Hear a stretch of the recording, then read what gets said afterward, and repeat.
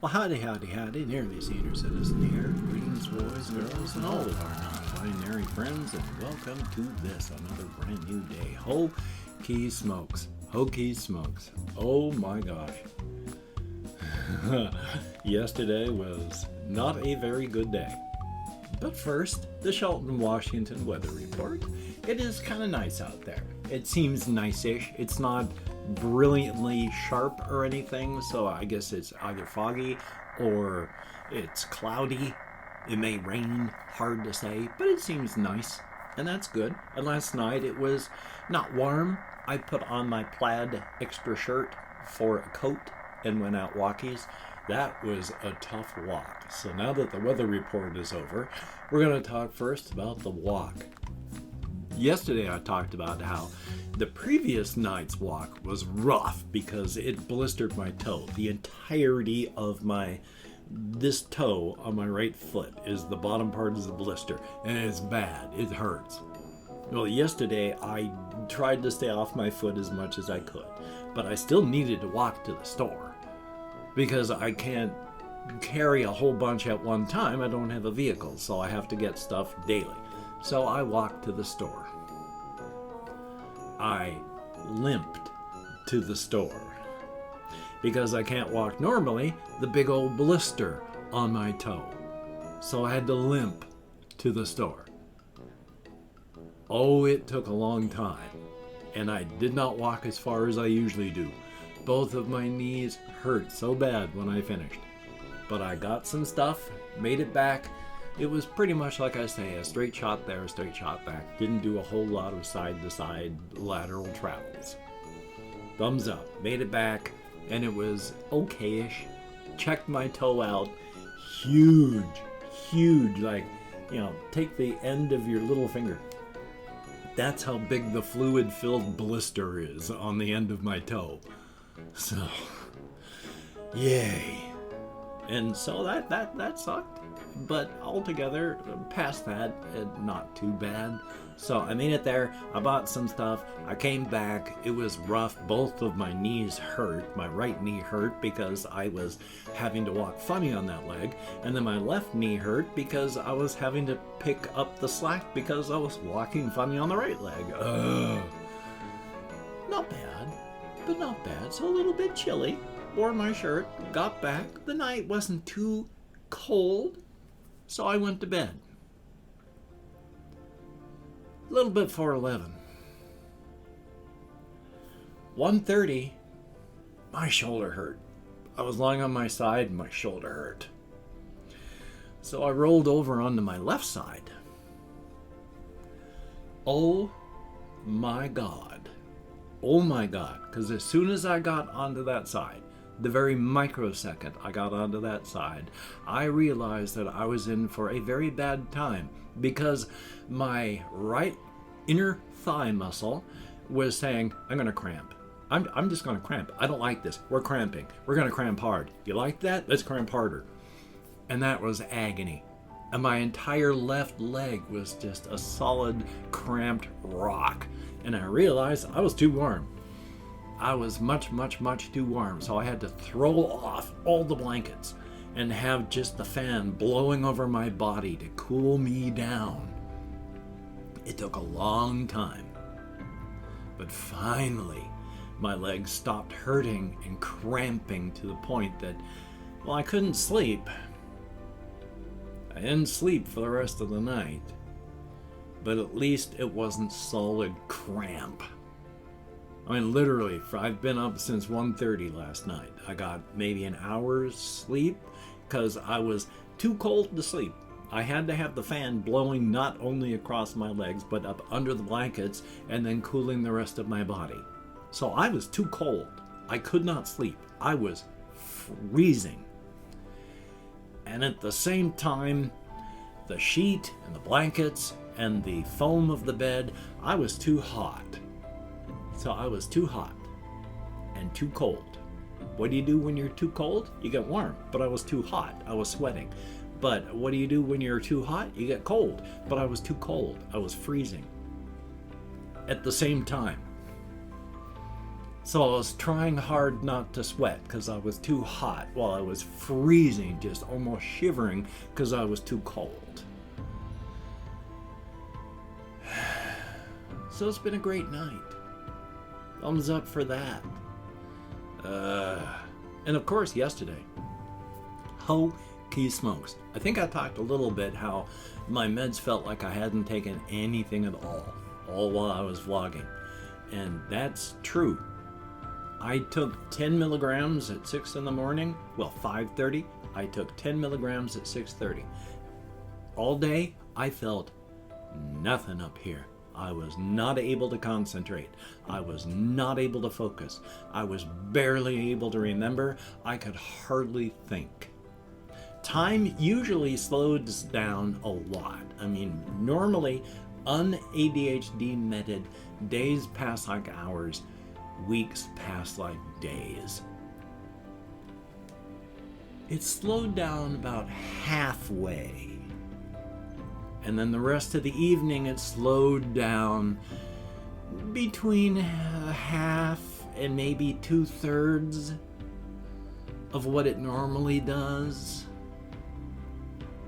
So the day went a little slower than normal, but also went a lot faster than it has been over the past month.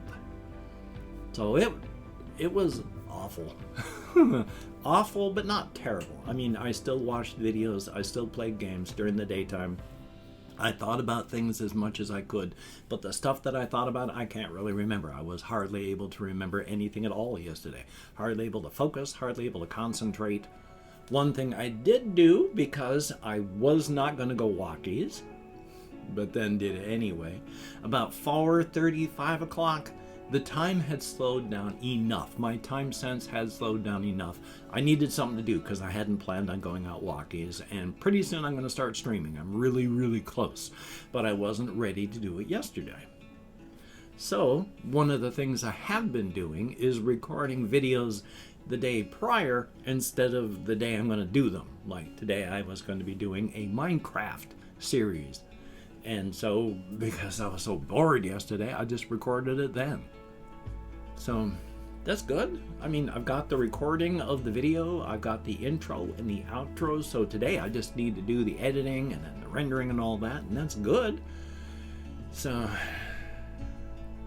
hopefully things will work out well. Hopefully things will be a little bit easier to focus, a little easier to concentrate, a little easier to remember things, a little easier to think. I came up with, well, I didn't come up with, but I explored some bits of story ideas and such like that yesterday, and like I say, I can barely remember anything. I wasn't able to focus and concentrate. Hopefully today is going to be a little bit better. Hopefully today is going to be a little bit better. So, yay.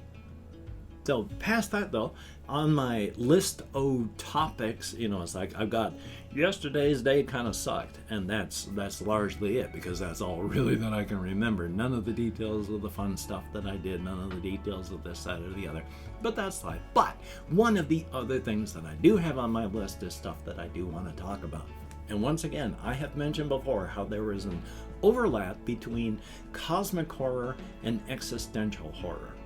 Now, cosmic horror is what I've built my entire framework for my cosmic horror framework and pantheon upon, with the 12 of Amaterasu's children and the great and powerful Amaterasu herself in the multiverse, which allows you to have anything, because we are variant X of a person performing variant Y of an action and variant Z of a universe.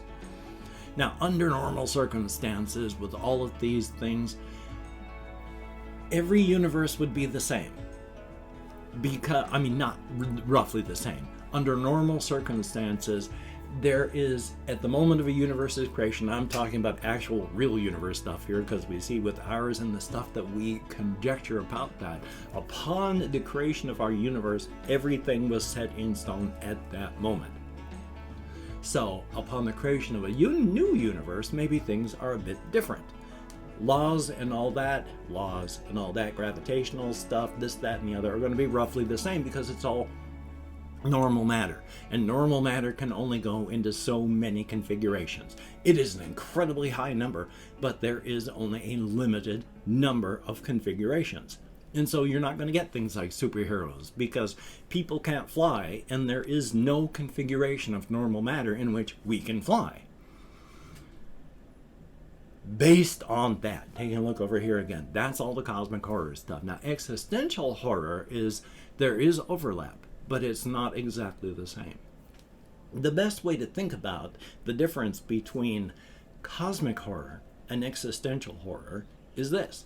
Cosmic horror is basically stories that remind us that we're nothing. We are less than dust. The universe, if it even deigns to acknowledge our existence, is not going to acknowledge us as anything good. We're basically amoeba. You know, if you're going to dig a hole in a forest, you're not thinking about the things that live there. You just dig a hole in the forest. Yeah, that's us. So we don't matter in the cosmic horror framework of stuff. But existential horror is dealing with the horror of being alive. So if cosmic horror is how the universe does not care that we exist, and frankly would not care if we got wiped out. Existential horror is the tales of people on the ground in the cosmic horror stuff. Because you're discovering this sort of thing. And it could be just simple loneliness. I mean, like, there's the movie The Lighthouse. I can't remember exactly what it's called, but with Willem Dafoe and Robert Pattinson, I think it is like that. That one is existential horror, because you're dealing with the horror of loneliness. And so, cosmic horror shows us that we don't really matter. Existential horror is the story of the people that are having to deal with that knowledge, whether it's actual knowledge that we don't matter or something like The Lighthouse, where you're dealing with just existential horror in that fashion. So there's overlap, but the focus is different. You know, on a cosmic horror story, it's just focused on nothing mattering. And on the existential horror, it's how horrific that is to the human brain. So thumbs up for that. And then, of course, I still have I need to come up with a name for the world. One day I will, but there's the bone-hurting juice world, with the two different frameworks that I'm working on with that one. With the first one is just the main character is dealing with a thing, finding out stuff, and then going on kind of a quest slash fetch slash exploration story. And then in the concept of variant X of a person performing variant Y of an action, variant Z of a universe, in a variant of that universe is where the fungal attack is taking place, where the people of the Calendris have been screwed again. Because after all, remember, the people of the Calendris in this world, they were screwed the first time when the magical zombie plague went through and killed everyone. And then a couple hundred years after that, after all the flesh had rotted off, the zombie skeletons that were there started to wake up. And so they've been forming a new society based on they feel like people, they are people, they can't remember any details, they can only remember rough stuff and general knowledge. They are forming a new society based on having no real genders or sexes or who needs food, who needs a whole bunch of stuff. It is a brand new world. They are making all this stuff as they go along. And then the fungal attack comes through and it kills them all again, leaving like 1.5% of them still alive. So, oh boy, they get screwed twice. And I've opened up 24 hours worth of comments in my community tab, and I'm going to go through and thank 20 to 25 people for having left me a comment. I am not reading the comments right now. I'm just thanking you for having left a comment. Good, bad, indifferent, you took the time, you expended the calories, thank you very much. If I mispronounce a username, no disrespect is intended. I am an American English speaker, and even though I count American Sign Language on the fingers of this hand with my depression, fibro, partially treated ADHD, and more, I'm sometimes lucky I can remember anything at all. Let me call my Chrome. We have HUASCAR Santiago, thumbs up and thank you. Tommy Nelson, good to see you in the comments. Ice Damon, good to see you in the comments as well. Cypher, thumbs up, thank you very much. Sebastian Castellanos, thumbs up and thank you very much. Too Much Time, Terraria is a great game, and thank you very, very much. Joe Cool Brew, thumbs up. We have Frostbite, greatly appreciated, and Hokey Smokes. We have Sleep Science, son of a gun. Nico Band, good to see you in the comments. Daniel Aramenko, thumbs up and thank you. We have Michelle Lee, thumbs up and thank you as well. Morgan Alexis, greatly appreciated. Fishing for Fish, I really like that name. Thumbs up. Osho, greatly appreciated. And we have Freddie O, thumbs up. And Steiner, greatly appreciated. John 334, thumbs up. Jean Cod M, I sure hope I'm close. XIONGCODM, thumbs up and thank you. And Morgan Alexis, greatly appreciated. Vertopi S, thumbs up. And Crystal Phillips, greatly appreciated. POSYSDOGOVYCH, that's a heck of a name, and I do not know how to pronounce it, but thumbs up and thank you also very, very much. Each and every one of you that commented, each and every one of you that watches, it is awesome. Those of you that do comment, you get me out of my head, into the world, dealing with real people. Thumbs up and thank you so very, very much. If you could check out my various links down below, I have Twitter, Facebook, Patreon.com. If you could become a Patreon.com patron, like one of these beautiful and awesome people, that would be beautiful and awesome. And if you'd like to help me out without sending money through the patronage, I have a PayPal link down below. And I also have, if you'd like to help me out without sending money, an Amazon wishlist link as well, where hopefully I will finally have updated it with things like Reptizan and hamster food and hamster bedding and cat food. If you could check it out, that would be very cool. Do not feel obligated. I do not feel entitled. And then if you cannot donate, or you simply do not donate, I take all good wishes and I deposit them in the bank of my heart, where I draw interest. Thank you very much. And if you could toss me a like, I appreciate all the positive validation I get for my existence, a definite thumbs up, and of course, if you could hit the notification bell on the subscription button, that would be very cool. Thank you so very, very much. Definitely a thumbs up on that. And of course, the horse head of encouragement wishes the very, very best for us and our species. It wears the grand and powerful Art Attack. Art Attack? The artifact, the lobster hat, adding to its grace and power, and it wishes to use that to help us, and that is a wonderful and awesome thing. Definitely cool. And of course, Black Lives Matter and stop Asian hate. If you see Asian hate, say anything. If you see bigotry, say something. It's gotta stop. We need to do something. And of course, try to stay as safe and possible as possible. I suddenly cannot speak English. Please try to stay as safe and creative as you can during these very hard times. Definitely a thumbs up on that. Oh, burp. And of course, am I at that point? I can't remember. And of course, if you don't have to go out, please don't go out. If you do, wear a mask, wash your hands, try not to touch your face, maintain your social distancing. If you can, get signed up for and receive a vaccination for this pandemic. It is a very, very good thing. We're almost through it. We can do it. Thumbs up on that. So, you take care. Have a great day today. I will see you on the flip side, and that is a definite thumbs up. Hey, buddy. Nobody asked you to be a jerk.